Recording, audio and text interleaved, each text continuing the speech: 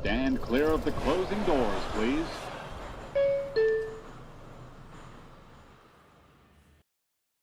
And what is up, you guys? All I have got to say is thank goodness the Mets won that game. That was looking like it was about to be one of the uglier losses of the 2025 season, especially when you couple it with how the finale of that series with the Dodgers just went on Thursdays. The Mets not getting through with the big hits early in this one, leave the bases loaded, nobody out, with 3 consecutive strikeouts in the 6th inning, and all of a sudden get big contributions from the 2 big boys in the lineup. Pete Alonso with a 2-run double in the 7th, and then Francisco Lindor, broken toe and all, coming off the bench with 2 outs and lacing a double down the right field line to give the Mets a 4-2 victory here in the opener with the Rockies. Guys, what's up? I'm Tony Metro. If you're new to the channel, be sure to subscribe. I do daily Mets content. We do post-game recaps and everything in between. Also, give this video a like. Really appreciate it. It goes a long way toward helping out the channel. You could also check me out on all my other platforms: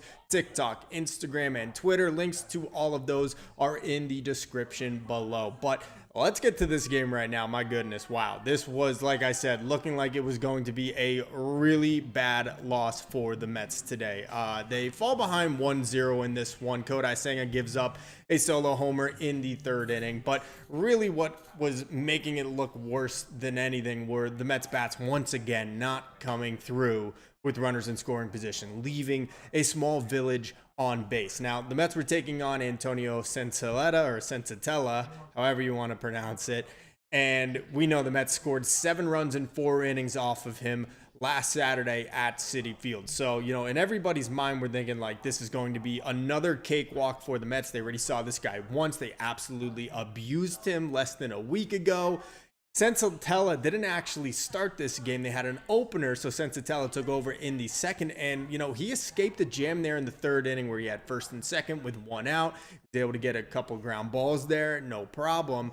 But then from there, man, Senzatella really put together a pretty impressive outing in this one. I mean, the Mets really couldn't get a whole lot going for themselves against him. And even when they did, they kept leaving guys in scoring position, leaving guys on base. You know, it really was looking a carbon copy of yesterday's game. Gary Cohen kept referencing it on the broadcast as well. Let's go into some of the specific moments actually really quickly as we take a look. So in the 3rd inning against Senzatella, the Mets ended up beginning that one. It was Brett Beatty with a 1-out walk, and then Ronnie Mauricio.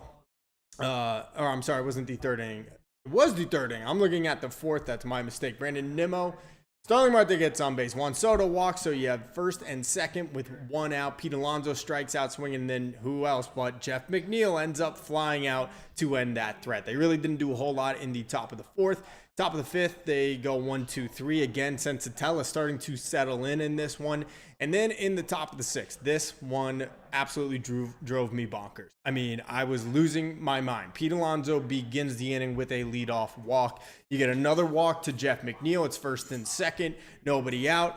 Tyrone Taylor apparently gets hit by a pitch. They don't actually know if he did or not. It didn't appear that he did on replay when they zoomed in, but nonetheless, the bases are loaded and nobody out, and that is the end of the line for Senzatella. They bring in Jake Bird, who is one of the better relievers in baseball this year, believe it or not. He happens to reside on the Rockies. D-Rails, what's up, man? Good win. I am very happy they won that one because I would have been a basket case if they lost today's game, after the way they also lost yesterday's game. James Lee, what's up, my man? Oh, man, what a slide by Pete Alonso. Let me get into that in a second here. I'm going to try to wrap this real quick. So the Mets get the bases loaded. Nobody out. Jake Bird to Brett Beatty. Called out on strikes. Next batter, Francisco Alvarez. Strikes out swinging on back-to-back sliders right down the pipe.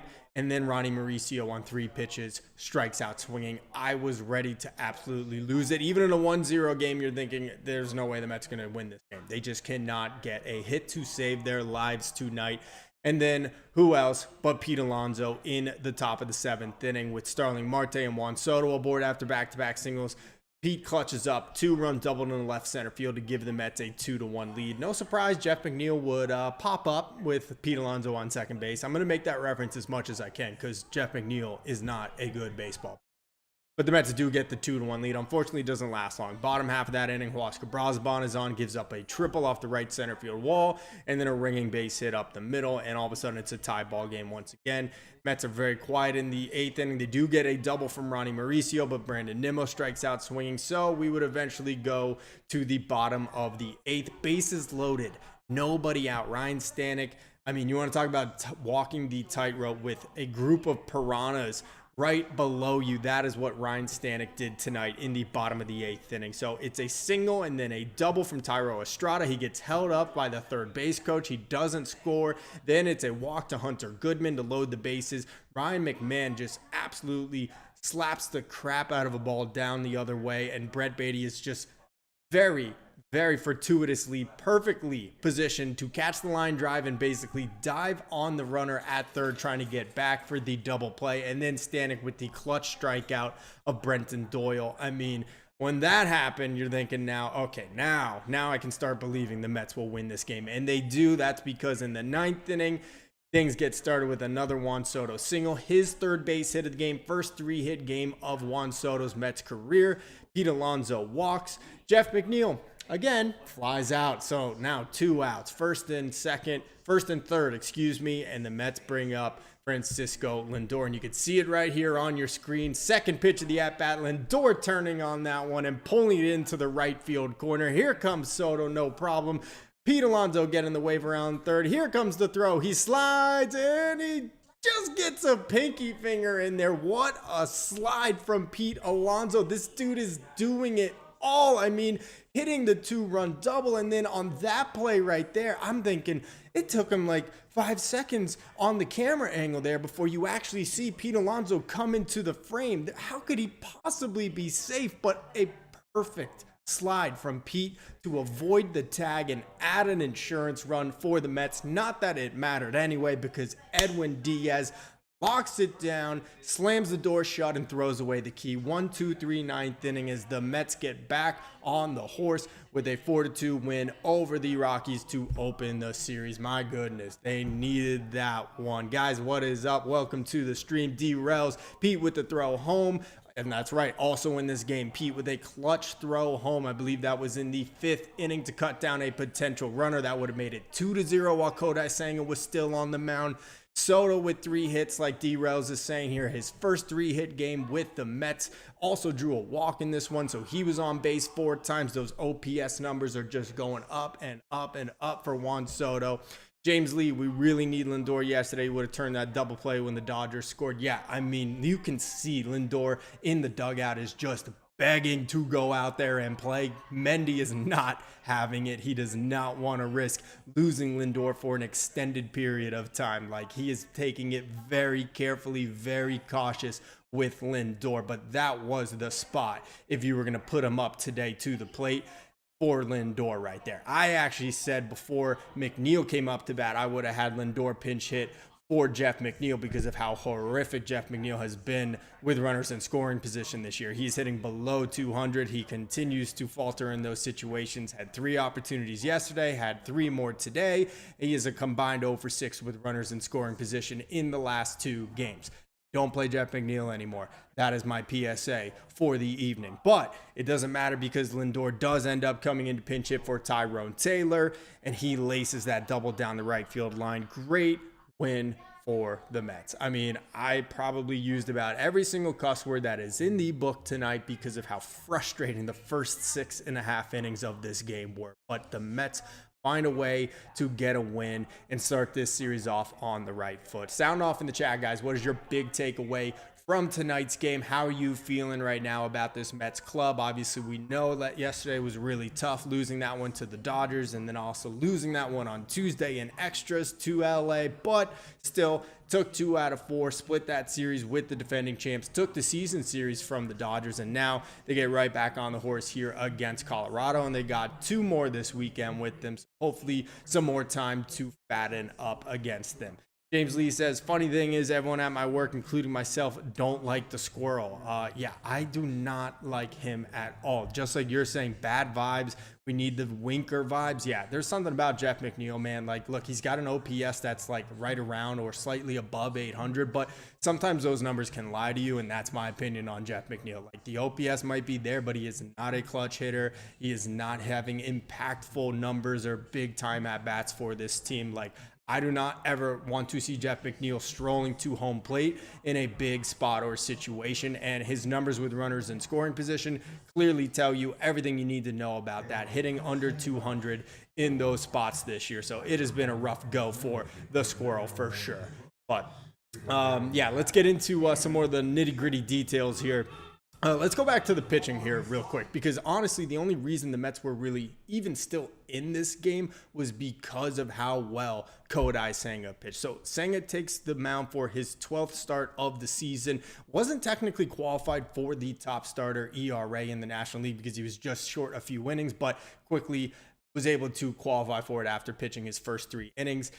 So Senga ends up giving up a solo home run in the 3rd, but pretty much from there just cruised once again. And, you know, we're not going to give him a whole bouquet of flowers because it is the Rockies lineup, but was his first career start at Coors Field. Obviously, we know that is a hitter's haven with the high altitude atmosphere there, so never really easy to kind of make that adjustment to pitching in a park that is such an outlier from the other 29 in Major League Baseball. And honestly, Kodai Senga just went out there and did what he does, just pitched tremendously. And like I said, the Mets with so many opportunities. At one point they were 0 for 8 with runners in scoring position with 10 men left on base prior to Pete Alonso's 2-run double in the 7th inning.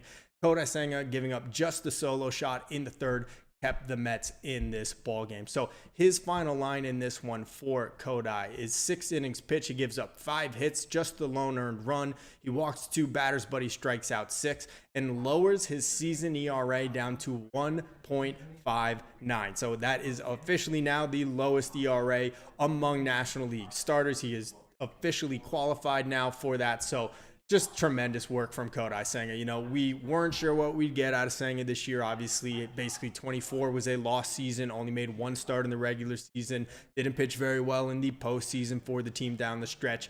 And we weren't totally sure exactly who Kodai Senga was at this point in his career, but it's very clear and evident this is a guy that can be an ace, front of the line starter, a guy you want to start the opening game of a playoff series, or is going to be a number 2 that can still pitch like an ace for this team come October. So just tremendous job by Kodai Senga, not only tonight, but the entire season, as he just continues to stack up quality after quality start. So really impressive out of him. Let's see. D-Rails, they paid McNeil. They are so going to play him, I feel, y'all, though. Yeah, I mean, look, it is what it is. Like, the Mets are not in the business of paying guys and not playing them, but they're also not going to just play them because they make money. We know evidence of Robinson Cano. Now, that's a little bit of a different situation.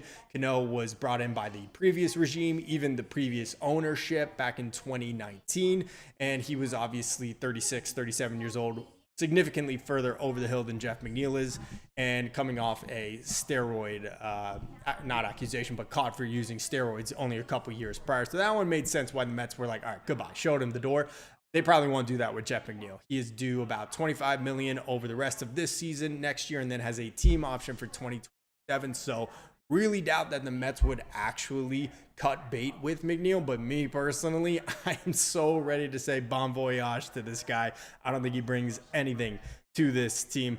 Mauricio with his first hit, yeah, that was great to see. And going opposite field, he looked like he was about to start pimping that ball. He hit it to left center field, which is about 390 there at Coors Field. He thought he got all of that one and that it was out. I wouldn't say he totally pimped it because he did start running less than halfway down the first base line, but it did seem like it took him a little extra time to get into second base, especially for a speedster like Ronnie Mauricio, but he did pull in with a 2-out double in the 8th inning. Nice to see Mauricio finally get the monkey off his back. He had been 0 for 10 to start the year. He was 0 for 8 coming into this one, and was 0 for 3 in his first 2 at-bats, or 0 for 2 in his first 2 at-bats tonight. So really nice to see Ronnie Mauricio get one on the board, and hopefully that will lead to some more hits for the young prospect.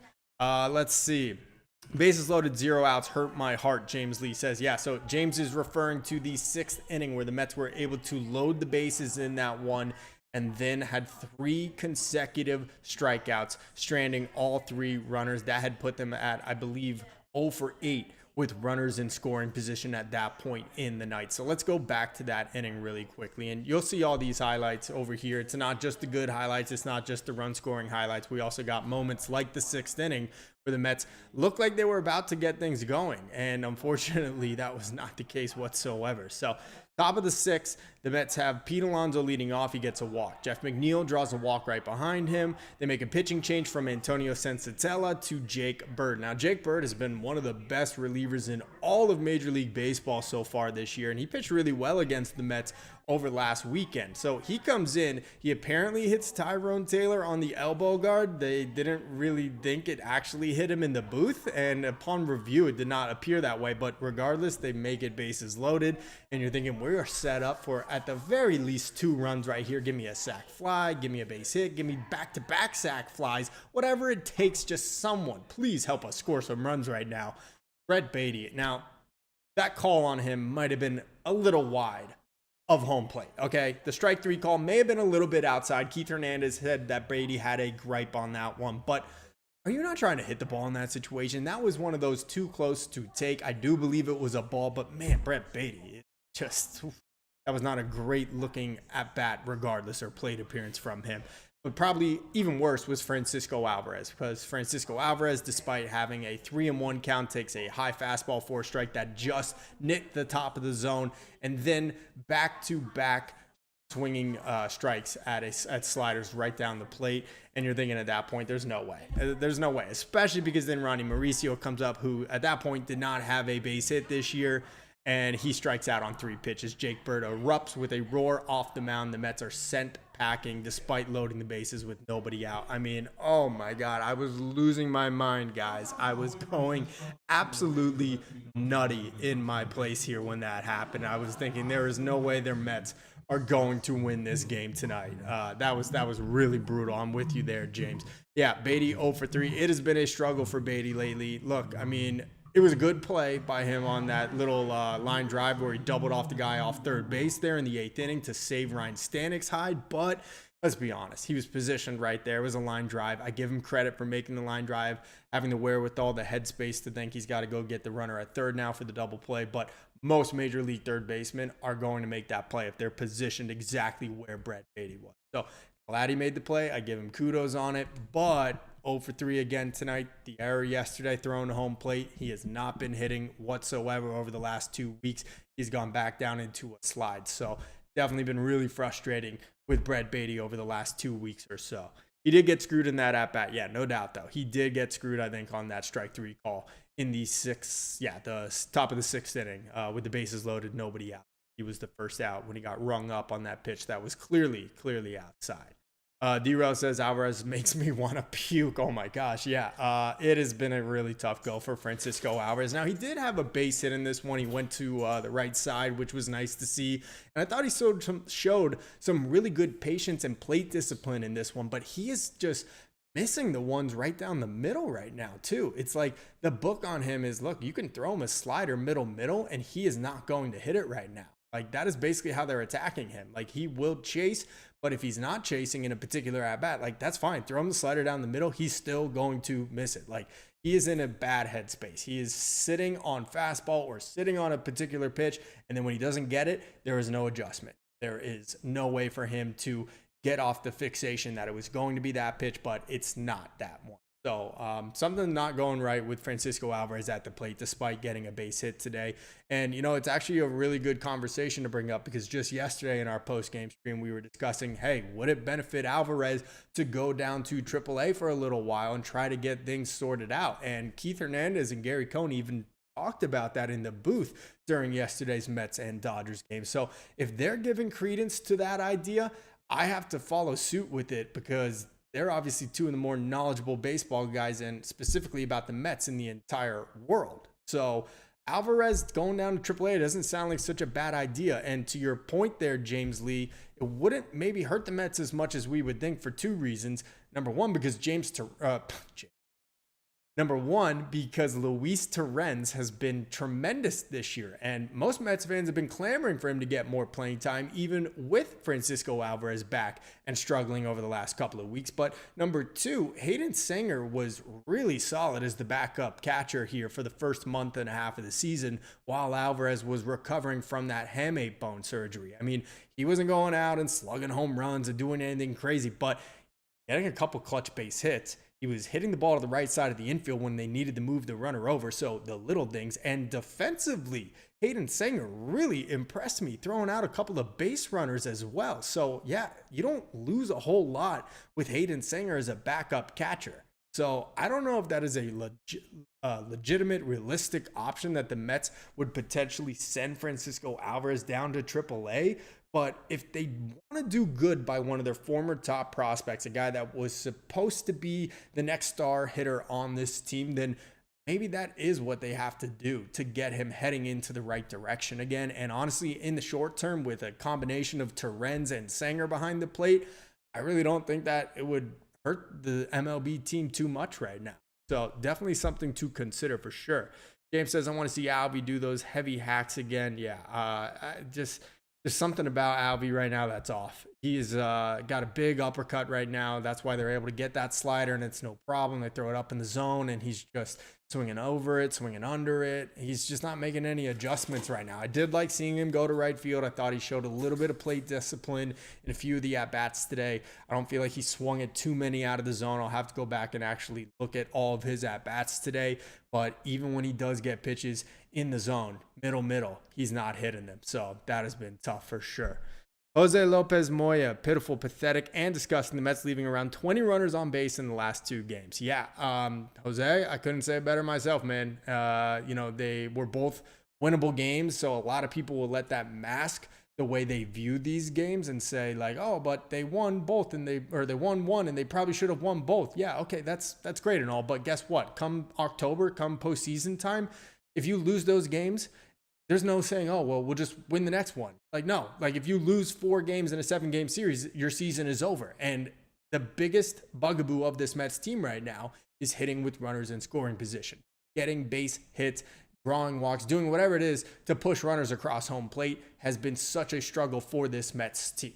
And come October, that can't be the case. We're still a long ways away from there right now, but leaving 20 men on base in the last 2 games is absolutely horrible. Let's actually take a look at their runners in scoring position tonight. Now, I'm going to keep this a positive stream because the Mets do get the win. They get an amazing night from Pete Alonso once again. What's new? And they get the huge clutch pinch hit double from Francisco Lindor. I fully expect him to be in the starting lineup. I will be at tomorrow's game and I will be at Sunday's game. So this is my message to you, Carlos Mendoza. Put Francisco Lindor at shortstop for the next 2 games. We all know he's fine. You're being a little too cautious with him. Clearly, I think he showed enough signs tonight that he is A-OK.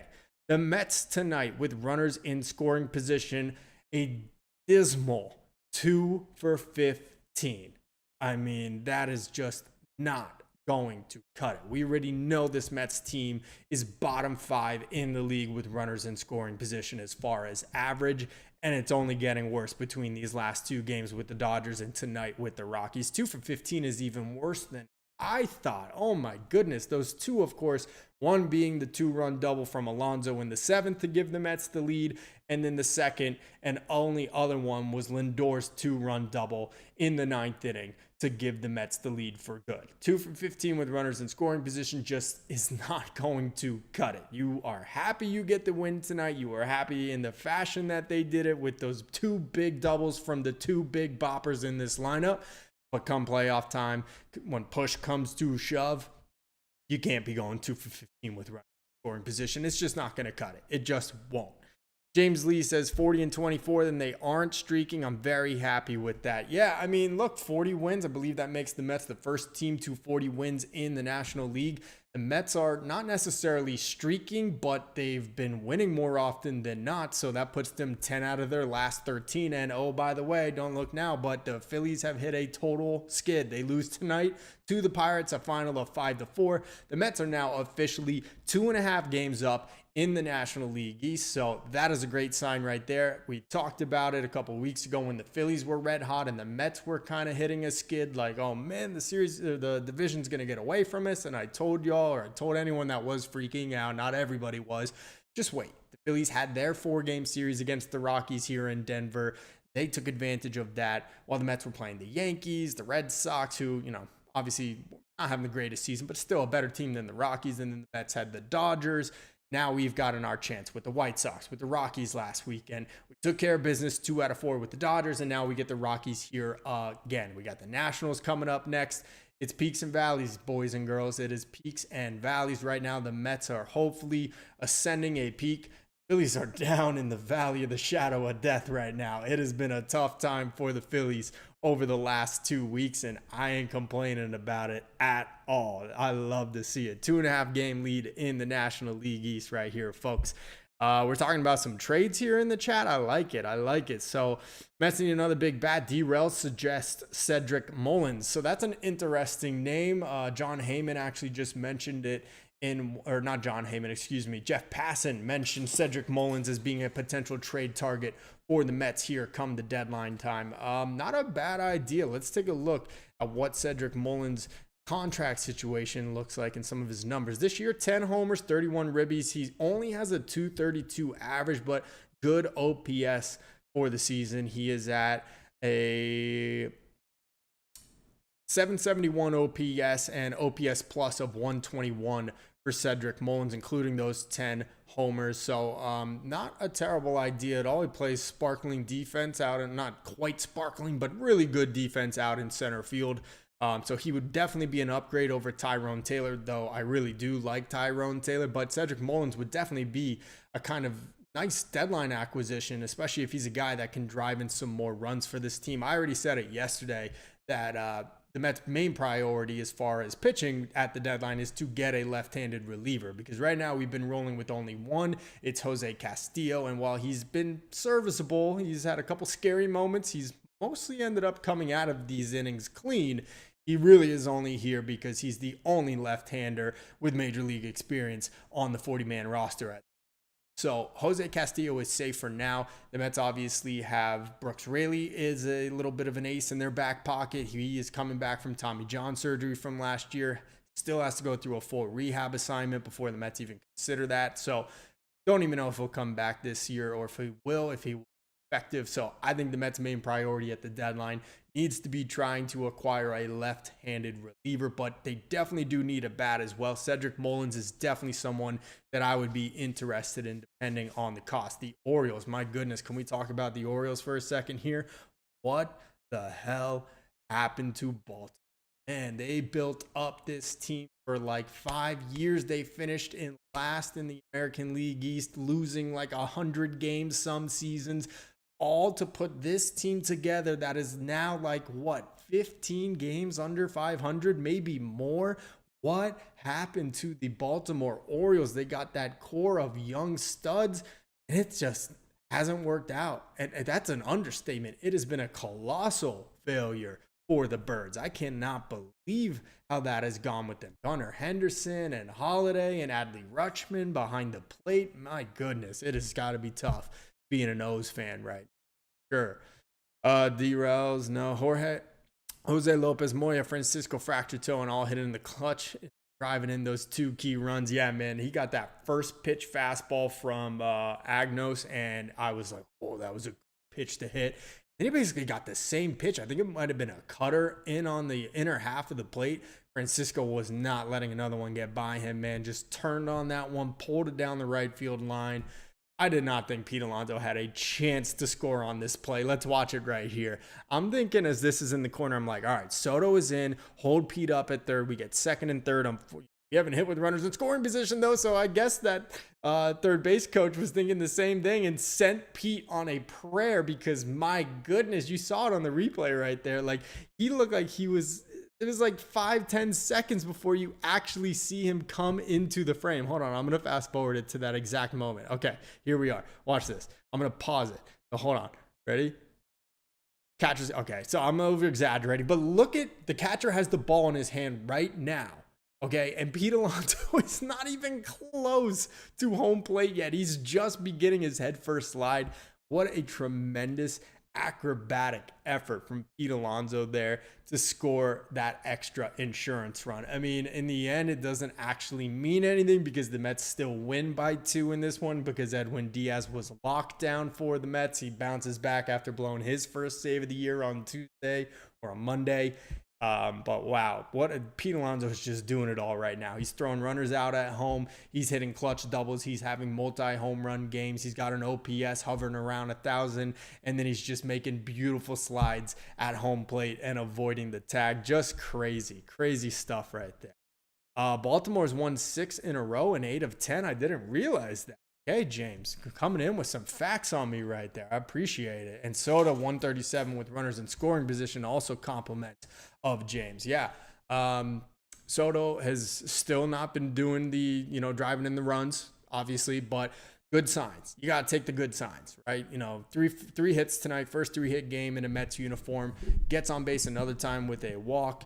Couple hits in the Dodgers series, including a home run and a double in that one. And then he had I believe a 3-walk game in one of those games in the 4-game series with the Dodgers as well. So you got to look at the positives with Soto. I think he's looked much better. I like how he has been much more aggressive lately, swinging at a lot more first pitches, not being as passive, watching those first pitch fastballs right down the you-know-what. So I think in all things are looking and trending upward with Juan Soto 100%. So the runners in scoring position, it's a team-wide issue. Fire Eric Chavez. I'm just saying. But yeah, we definitely want to see a little bit more out of Soto in those spots for sure. Jose Lopez Moya says, forget about Mullins. Go after Jared Duran, younger, good fielder, good bat, and you have him under control until 29. So that's the only kind of juxtaposition of this whole Cedric Mullins or Jared Duran thing. Jared Duran is under control through 29. He's younger, and yeah, I'd probably say he's a better player for sure, but he's going to cost a lot more. He's under control until 2029. I believe Cedric Mullins is a free agent after this. That would make him a rental. He is signed through this season, and then he is a free agent immediately after this year is over, so he will be significantly cheaper. So honestly, man, the Mets have Carson Bangy up there. He might be the center fielder of the future for this team. So I'm not so sure the Mets are going to be interested in going after Duran as much as I would prefer him over Cedric Mullins, all things being equal. I think that the prospect haul is going to be significantly higher in a trade like that with the Red Sox for him.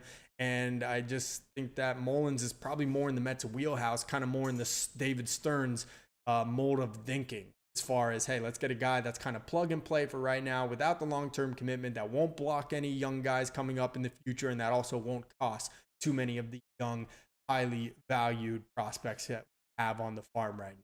So that's kind of what I imagine the Mets thinking is going to be when it comes down to that bat come deadline time. James Lee says we should trade with Baltimore. Yeah, well, we'll see. Maybe Cedric Mullins. They don't have any pitching. We know that. I haven't looked at their bullpen. I don't know if there's any good names in there, but we know their starting staff is absolutely horrible. James or D-Rails, no, we don't want that bad luck on this team. Let's see. We should get our Sandy. Our pitching lab is amazing. So James is suggesting the Mets trade for Sandy Alcantara. We talked about this on the stream yesterday. I'm not so sure about Sandy. To be honest with you, coming off Tommy John after 2023. Didn't pitch in 24, and so far this year has been a train wreck. The Marlins just ran that dude into the ground in a meaningless season in 2022, and now they are paying the price for it. And unfortunately, Sandy is too. Honestly, I still think the Marlins are going to be expecting a lot in terms of prospects for a trade with him. And I just don't think the Mets are going to be willing to do it. And honestly, I don't think they should. It kind of screams to me Victor Zambrano for Scott Kazimir all over again. I don't think that's a path I necessarily want to do or go down. It sounds a little risky. I think we already have a glut of starting pitching. I think you try to be smart about potentially acquiring a star pitcher for the rotation if it presents itself, but I'm not going full bore for Sandy Alcantara unless it's a really, really good deal that will cost a whole lot in terms of prospects. But My hunch is telling me that even with how poorly he's pitched this year and has looked coming off Tommy John surgery, the Marlins are still going to be able to get a pretty penny in terms of prospect value. That's just my Bangy pronounced like revenge. Benge? No. It's Bangy. I've always heard it as Carson Bangy. Are you sure about that, James? Bang pronounced like revenge. So Benge? I've always heard it as Carson Bangy. Benge. That's always how I've heard other people refer to him as. It's like guys that are calling his games in the booth at his minor, whatever minor league team he's been with. I could be wrong, but I could have sworn that was how I always have heard it be pronounced. Jose Lopez says the Mets starters need to keep going deep into games because the bullpen is being taxed and it's a long season. Yeah, it is for sure. It's nice to see Senga get through 6 today, 7 from Peterson yesterday. Even in his debut start on Monday for the season, Paul Blackburn went out and gave the Mets 5, and they need that for sure. We know that in the beginning of the year, the Mets starters weren't going deep into these games, and the bullpen was taxed early. It did not necessarily result in the injury of A.J. Minter, but Minter is now done for the season. Danny Young is done for the season. This is not going to be the same bullpen that we see, 3 months from now when the Mets are hopefully pushing for a spot in October. There will be deadline acquisitions. There would be changes as far as, what Paul Blackburn's role? What is Tyler McGill's role? What do we do with Frankie Montas? Is he in the rotation or is he in the rotation or in the bullpen? So we're going to see a lot of different arms mixing and matching between the rotation and the bullpen from now through the end of August. But yeah, they have definitely had to put in a workload today. We've seen Huascar Brazaban have a little bit of a blemish on his resume, his last 2 appearances now. Something to monitor there for sure. But yeah, anything the Mets stars can do to go longer into these games and take more pressure off these Mets relievers that have done, for the most part, a really good job up until recently, a little bit of a skid here, will obviously benefit the entire team, result in more. I think that is going to be it for me, guys, because it is late. I am catching a flight out to Denver tomorrow morning, and I am hitting up Mets and Rockies, so I will be posting all about that here on my YouTube, on my TikTok as well. You guys can check that out. Links in the description below. But yes, I will be at the next 2 games, Mets and Rockies, so I will keep you up to date on all the findings of Coors Field. I've been there once before. Really great stadium, really great surrounding area there in downtown Denver. But I wanted to have a quick little stream here where we could recap and chat. Guys, really great job from everybody tonight. D. Rels, James Lee, Jose Lopez Moya. I know we had a couple other guys popping up on the chat in here earlier. I swear, maybe I just can't find their names right now. But everybody in between and for tuning in and viewing, I appreciate you all very much. It's really fun doing this with you guys. Be sure to like and subscribe if you are not already. Leave the video a like, goes a long way toward helping the channel. And that is going to do it for tonight. The Mets with a 4-2 victory to open the series with Colorado this weekend. More updates from Colorado live from here, from me, Tony Metro, right here on my channel. That is going to do it for now, though. I am Tony Metro, guys. Until next time, stay true to the orange and blue.